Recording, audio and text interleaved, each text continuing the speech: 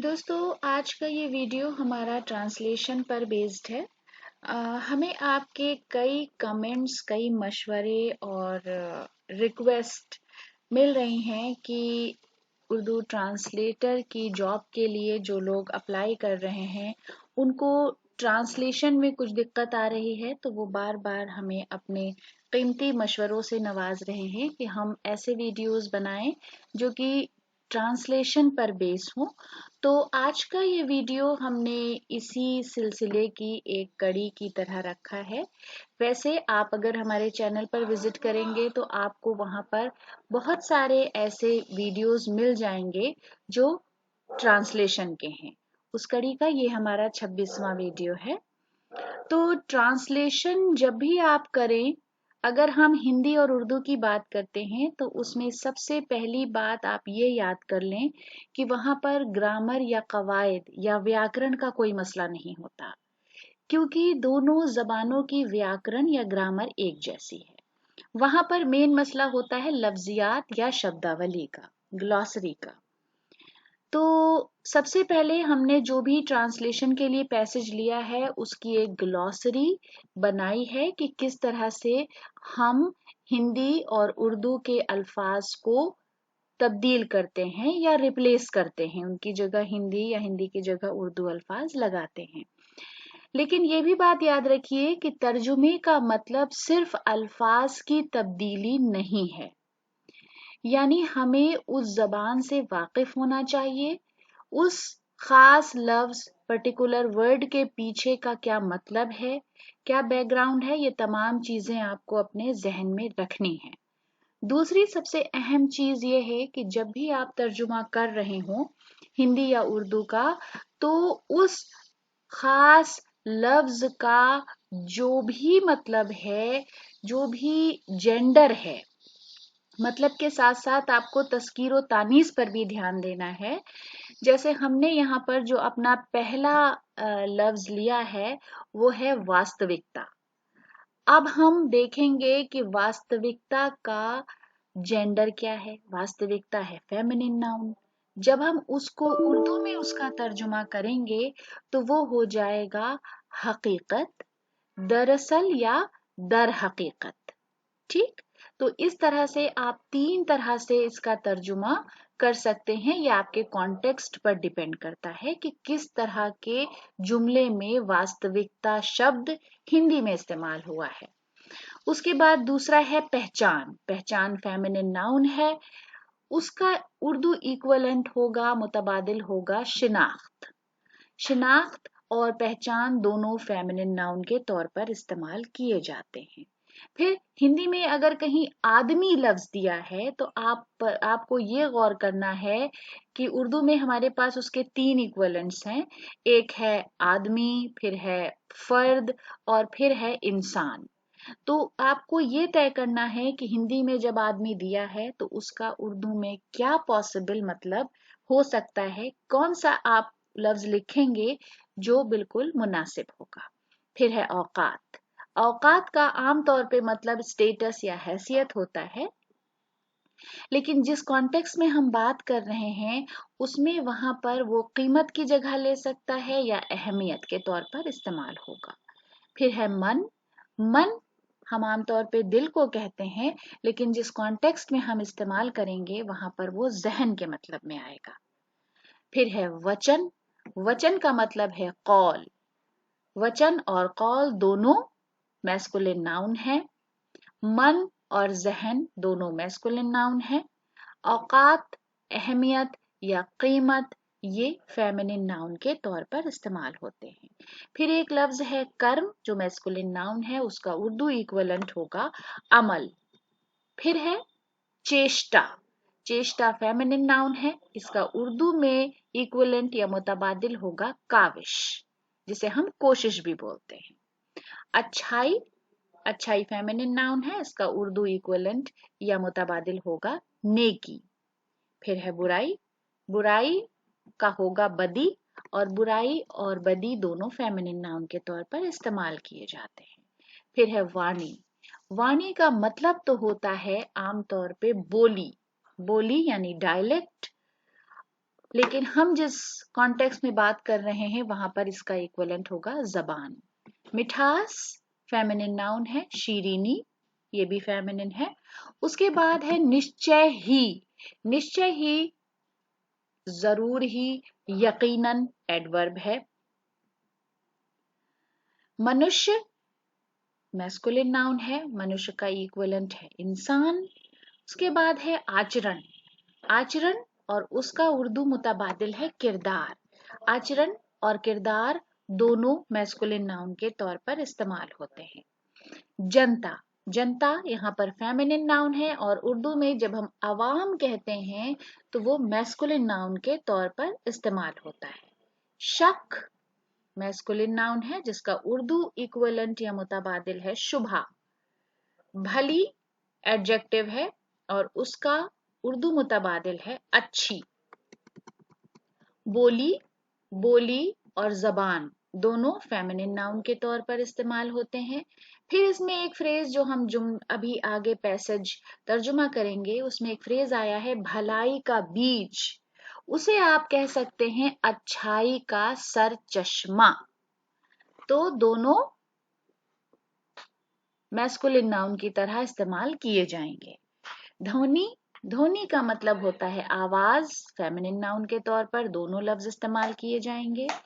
विचार, ख्यालात masculine noun है। उसके बाद हम एक लफ्ज आएगा आगे जिसे हम पढ़ेंगे संस्कार। संस्कार का मतलब यहाँ पर हमने इखलाक से दिया है, जिसे हम मॉरल, नैतिकता या इस तरह से तर्जुमा करते हैं।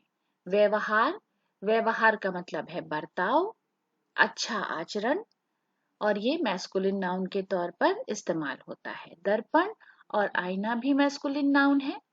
देश या मुल्क मैस्कुलिन नाउन के तौर पर इस्तेमाल होता है। फिर है भाषा भूषा यानी जबान और लिबास। भाषा हो गई जबान, भाषा और जबान दोनों फेमिनिन नाउन है और जब हम भूषा कहते हैं तो उसका मतलब लिबास है और ये मैस्कुलिन नाउन के तौर पर इस्तेमाल किया जाता है। फिर है भेद, भेद और फर्क दोनों मैस्कुलिन नाउन है जिसे हम अंतर भी बोलते हैं। फिर है किस्में, किस्म भी उर्दू ही लफ्ज है लेकिन बहुत इस्तेमाल होता है और मैस्कुलिन नाउन है। इसी की जमा, इसका प्लूरल है अक़साम। फिर है विदेश, बैरूनी ममालिक मैस्कुलिन नाउन के तौर पर इस्तेमाल किया जाता है। फिर लोग, लोग भी आमतौर पे आम जबान में ही इस्तेमाल होता है लेकिन जब हम उर्दू में तर्जुमा कर रहे हैं तो आप कॉन्टेक्स्ट देखिए। अगर आप वहां पर बाशिंदे के तौर पर उसको रख सकते हैं तो जरूर रखिए। बाशिंदे मतलब सिटीजन, बाशिंदे का मतलब नागरिक भी होता है। भाषा और जबान दोनों फेमिनिन है। आकर्षण, आकर्षण मैस्कुलिन नाउन है हिंदी में और जबकि जब हम इक्विवेलेंट लिखेंगे कशिश तो वो फेमिनिन नाउन है। शुद्ध एडजेक्टिव है और उसी का उर्दू इक्विवेलेंट है खालिस। सुसंस्कृत, सुसंस्कृत का मतलब है यहाँ पर सजा हुआ, आरास्ता एडजेक्टिव है। तो यहाँ पर हमने मुरस्सा या आरास्ता दो लफ्ज आपको बताए हैं। सरल एडजेक्टिव है, आसान उसका उर्दू इक्विवेलेंट है, एडजेक्टिव है। फिर है स्वरूप, स्वरूप का मतलब है नमूना या ढांचा, स्ट्रक्चर। तो ये मैस्कुलिन नाउन के तौर पर इस्तेमाल होता है। तो दोस्तों हमने आज के इस पैसेज के लिए डॉक्टर योगेश परवीन की एक किताब है आपका लखनऊ, उसमें एक चैप्टर है लखनऊ वालों की बोली, वो लिया है और एक छोटा सा हिस्सा उस किताब से लिया है और उसका हम एक पैसेज तर्जुमे के लिए यहाँ पर पेश कर रहे हैं। किताब हिंदी में है तो अब हम शुरू करते हैं। हिंदी का पैसेज है कि वास्तविकता भी यही है कि इंसान की पहचान उसकी जबान है, क्योंकि आदमी की जिंदगी में बात की बड़ी औकात है। तो अब आप याद रखिए कि यहाँ पर हिंदी में दिया है वास्तविकता भी यही है।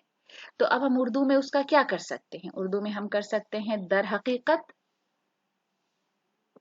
इंसान की शिनाख्त उसकी जबान है, या हम कर सकते हैं दरअसल इंसान की शिनाख्त उसकी जबान है, या हम ये भी कह सकते हैं कि हकीकत भी यही है कि इंसान की शिनाख्त पहचान, देखिए यहाँ पर लिखा हुआ है, उसका इक्विवेलेंट हमने दिया है शिनाख्त, जो हम आपको वोकैबुलरी के हिस्से में बता चुके हैं।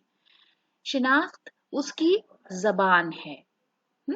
क्योंकि अब यहाँ पर देखिए आदमी, हिंदी में तो आप आदमी कह सकते हैं मगर उर्दू में थोड़ा सा अजीब लग रहा है। यहाँ पर हम इंसान लिखेंगे या हम फर्द भी लिख सकते हैं या हम बशर भी कर सकते हैं, ये आपकी मर्जी है। कि जिंदगी में बात की बहुत ज्यादा कीमत या अहमियत है। जैसा मैंने आपको वोकैबुलरी के हिस्से में बताया था कि औकात का मतलब हैसियत या अंग्रेजी में हम स्टेटस से लगाते हैं, लेकिन जब हम उर्दू में कहते हैं तो याद रखिए कि बात की अहमियत या कीमत कहते हैं। ठीक। उसके बाद उन्होंने एक शेर है निदा फाजली का। तो दोस्तों यहाँ पर निदा फाजली साहब का एक शेर लिया गया है, जिसको योगेश प्रवीण साहब ने थोड़ा तब्दील किया है। पहले मैं आपको असल शेर वो सुना देती हूँ कि मिलने जुलने का सलीका है जरूरी, वरना आदमी चंद मुलाकातों में मर जाता है। तो यहाँ पर योगेश प्रवीण साहब ने क्या किया है कि उसको थोड़ा सा तब्दील कर दिया है और लिख दिया है कि बात करने का सलीका है जिंदगी। अब यहाँ पर देखिए एक हिंदी उर्दू का जो मेन मसला है कि यहाँ पर का साउंड नहीं है क्योंकि हिंदी में नहीं है, और यहाँ पर हम सलीका लिखेंगे, छोटी काफ के साथ नहीं लिखेंगे। लेकिन जो भी कोड्स हैं, कोड्स का मतलब अगर कोई किसी भी मुसन्निफ ने कोई शेर कोट किया है या किसी पर्टिकुलर चीज का हवाला दिया है तो वो आप ऐसे का ऐसा ही लिखेंगे, उसमें हम तब्दीली नहीं करेंगे।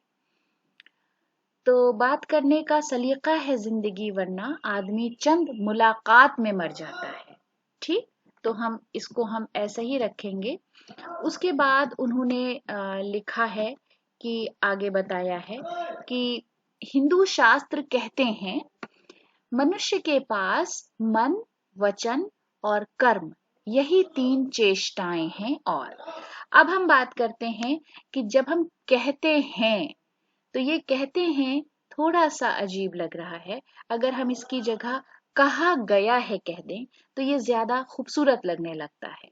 तो उर्दू में हम इस तरह से तर्जुमा करेंगे कि हिंदू शास्त्रों में कहा गया है कि मनुष्य के पास यानी इंसान के पास।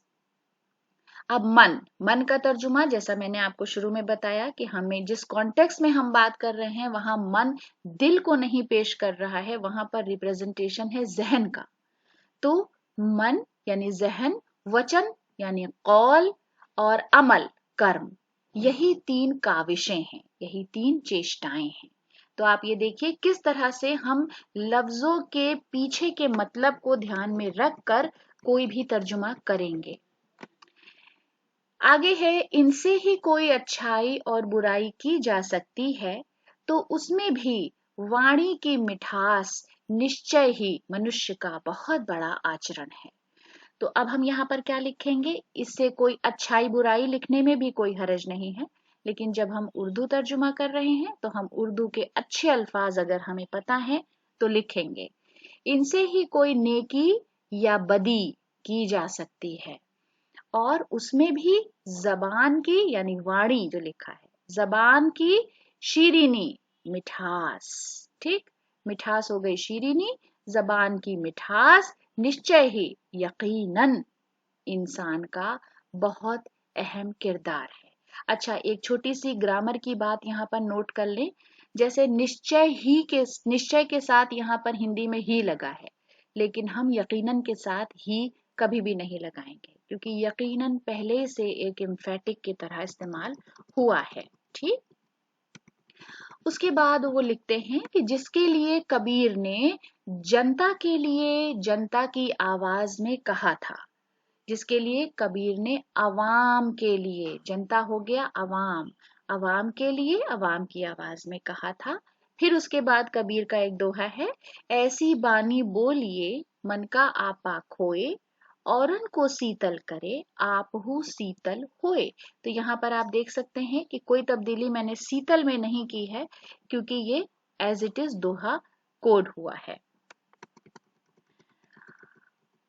और इसमें कोई शक नहीं कि भली बोली ही भलाई का बीज है।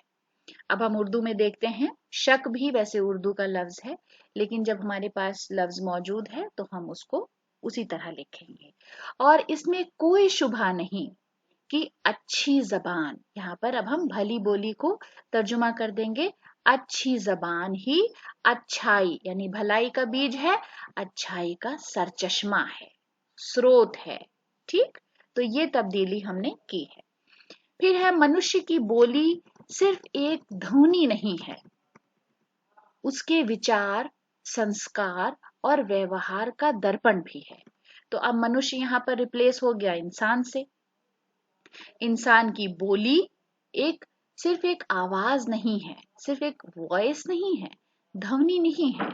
उसके विचार यानी उसके ख्यालात, संस्कार, इखलाक यानी नैतिकता, क्या किस तरह से उसकी परवरिश हुई है, उसका बर्ताव, व्यवहार का भी दर्पण है, का भी आईना है।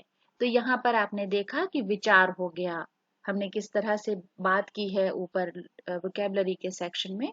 विचार हो गया ख्यालात, संस्कार हो गया इखलाक और व्यवहार हो गया बर्ताव। दर्पण आप सब जानते हैं कि दर्पण का मतलब होता है आईना। ये बोली उसके आसपास की दुनिया की सभी हदों तक पहुंचती है। कहावत है, हलक से निकली फलक तक पहुंची। तो हम इस तरह से कर सकते हैं कि ये बोली या जबान, हम जबान भी कर सकते हैं, उसके आसपास की दुनिया के तमाम हुदूद, हदों हो गया हुदूद, तक पहुंचती है। कहावत है हलक। अब यहाँ आप देख सकते हैं कि काफ हमने बड़ा लिखा है, जबकि इसमें का लिखा हुआ है, और फलक तक पहुंची यहाँ पर फे है और हिंदी में हमारे पास फा है। तो ये सब छोटी छोटी चीजों का ध्यान रखिए। उसके बाद है, हिंदुस्तान एक ऐसा देश है जहां भाषा भूषा के अनेक भेद तो हैं ही, पानी और वानी की भी तमाम किस्में हैं। तो अब हम यहाँ पर तर्जुमा करेंगे, हिंदुस्तान एक ऐसा देश है, एक ऐसा मुल्क है जहां भाषा भूषा अभी हम बात कर चुके हैं, जबान और लिबास। अब देखिए यहाँ पर हमने जो डैश है उसके बीच में वाव लगा दिया है। उर्दू में जब भी इस तरह का आप तर्जुमा करें उसके बीच में वाव लगाएं। जबान और लिबास के तमाम फर्क की तरह पानी और बानी यानी बोली की भी तमाम इकसाम हैं।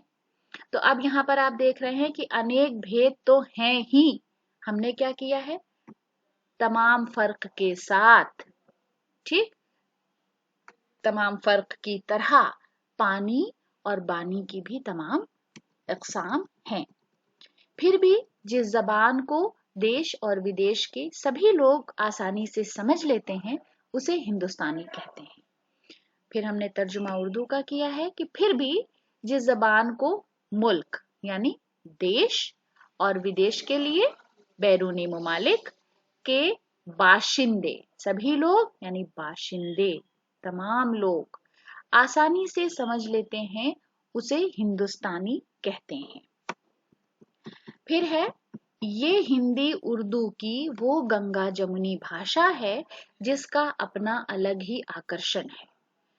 ये हिंदी और उर्दू की वो गंगा जमुनी जबान है, भाषा हो गई जबान, जिसकी अपनी अलग ही कशिश है।